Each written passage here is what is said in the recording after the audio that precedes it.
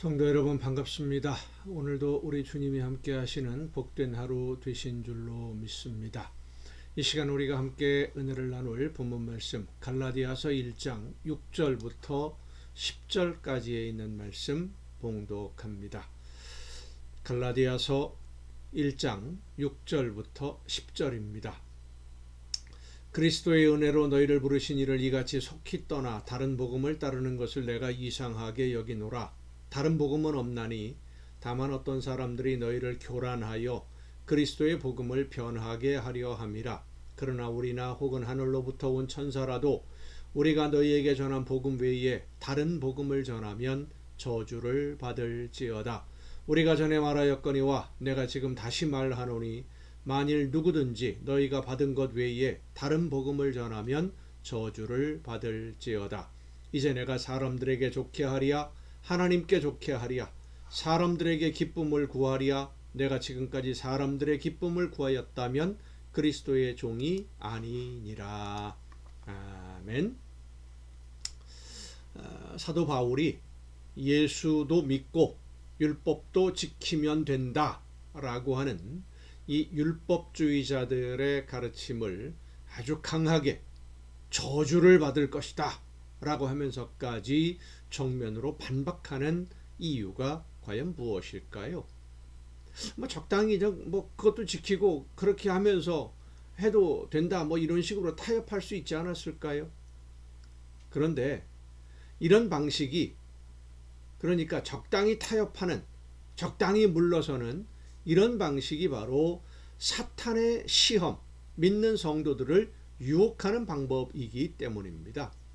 창세기를 보면 하와에게 선악을 알게 하는 나무의 열매를 먹으라 라고 미혹할 때 처음부터 선악을 알게 하는 나무의 열매를 먹어도 죽지 않는다 라고 하나님의 말씀을 부정하지 않았습니다.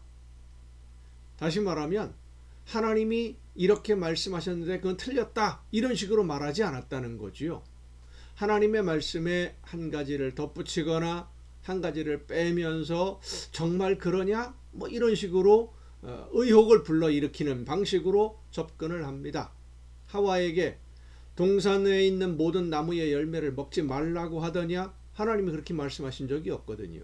근데 그렇게 묻는 것은 하나님의 말씀을 과장해서 덧붙여서 의혹을 갖게 만드는 방식으로 접근하지요.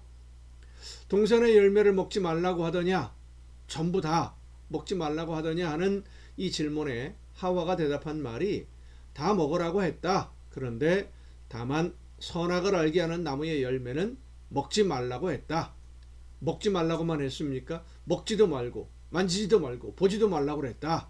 먹으면 죽을까 하노라. 많이 바뀌었지요. 하나님의 말씀에 더하고 빼고 막 집어넣고 각색을 해버리는 거예요. 사탄은 하나님의 말씀에 자기의 생각이라기보다는 덧붙이는 말 하나를 덧붙여서 과장되게 표현하는 질문을 했고, 과장된 질문을 받은 하와는 그 말에 대답하면서 자기 생각을 덧붙여서 하나님의 말씀에서 빼버리고 더하고 이런 식으로 왜곡을 한 겁니다. 이 하와의 대답을 들은 사탄은 하하 이건 내 먹이다 라고 생각을 하고는 공격을 시작합니다. 만약에 하와가 정확하게 하나님의 말씀으로 응대했다면 그렇게 쉽게 공격하지 못했을 것입니다. 그런데 사탄의 질문에 하와의 대답이 적당히 융통성도 보이고 적당히 따르는 것 같으니까 하나님의 말씀이 그렇지 않다, 안 그렇다 라고 공격하고 나온 거예요. 바울이 이 구원의 문제에 대해서 강력하게 대응하는 이유가 바로 이것 때문입니다. 하나님의 말씀을 듣고 믿음으로 순종함에 있어서 적당히라는 것은 없다는 겁니다. 자, 예를 들자면 하나님이 100을 말씀하셨는데 99까지 순종하고 하나를 따르지 않았다면, 아무리 적은 것이라고 하더라도 하나를 순종하지 않았다면 하나님께 불순종한 거예요. 100m가 되는 절벽에 밧줄을 메고 다리를 만드는데 다리를 만드는 재료가 약간 부족해서 99.99m를 튼튼한 밧줄로 쇠줄로 매고 1cm만 가느다란 실로 연결한다면 그 다리 어떻게 되겠습니까?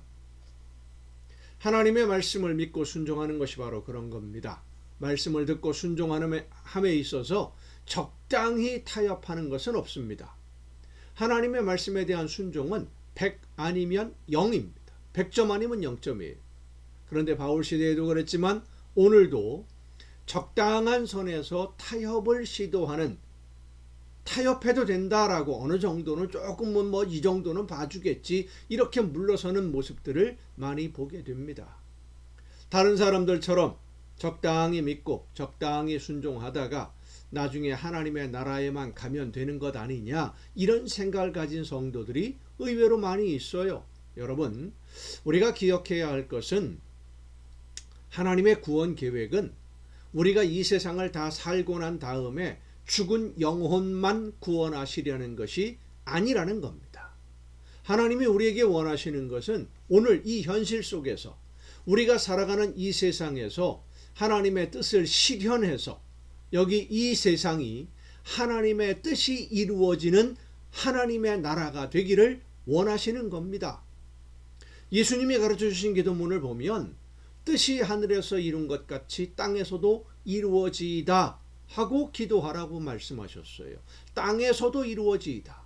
하나님의 뜻이 땅에서도 이루어지는 것은 우리가 하나님의 말씀을 듣고 순종할 때입니다.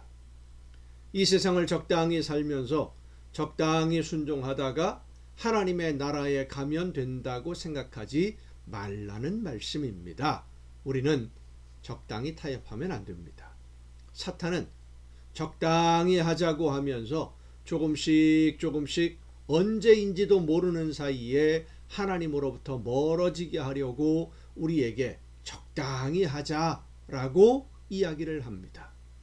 적당히 물타기 하려는 사탄의 시도에 넘어가지 말고 항상 하나님의 말씀을 듣고 최선을 다해 순종하는 성도가 되어서 하나님의 뜻이 땅에서도 이루어지도록 일하는 여러분 모두가 될 수 있기를 간절히 바랍니다. 기도하시겠습니다.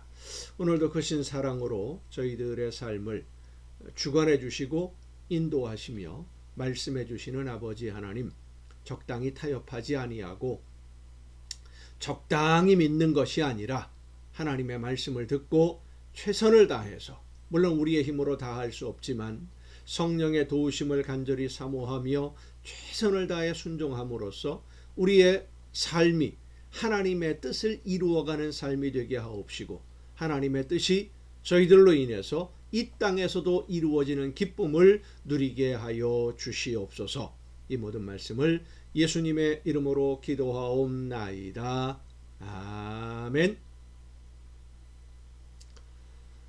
여러분, 오늘도 수고 많으셨습니다. 내일 또 정한 이 시간, 이 가정예배 시간에 여러분 모두 함께 다 같이 만날 수 있기를 바랍니다. 내일 뵙겠습니다.